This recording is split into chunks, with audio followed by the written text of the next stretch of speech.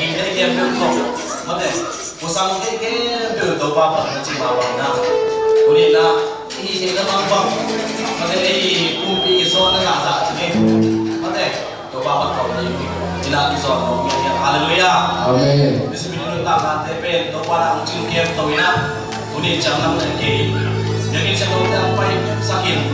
amai bên nào thế đấy amai xe đồ là thế amai bị phát triển gì na mọi số người ta chỉ đam là thế trong cuốn này nghe theo đam làm theo toàn bị phát triển hallelujah vậy mà đi nào nào biết ta cái cần đam là chỉ sao đi mà để hi bên sẽ có cái nào bằng kia đi làm gì đấy hi bên cái quay rồi nó trong một cuộc của hi chỉ sẽ nó sao sẽ một gì không bằng làm gì đấy hoàn lâu thế lâu khi chơi mà đấy hết hi bên mà thế hết bên các bộ lại ta qua rồi bị để đồng cuộc thì là ai rồi là các bạn quan điểm cho sao sẽ như vậy có thể hallelujah amen Nabi kita kelung trong trên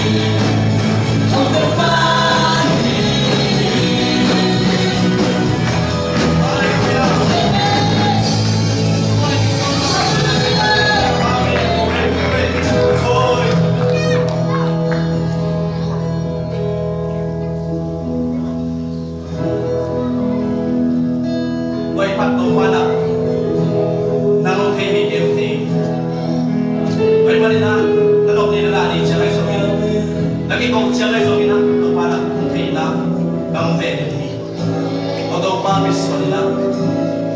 helung simte to palang lagi to palang na pela ini ha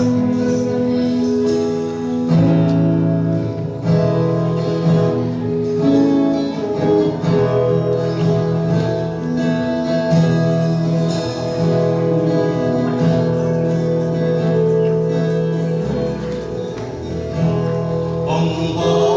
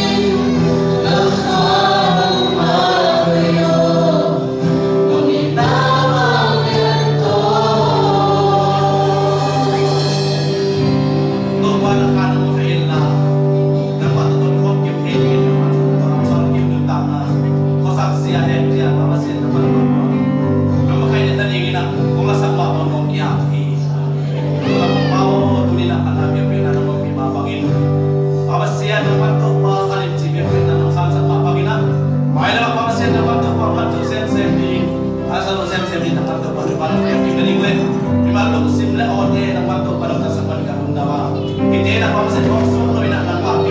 tumina pawasin na mato pawasin na ng sa sa ng ko iba tabi ang pera do itan ng ko na si sumin so na kung ito pawasin no amen.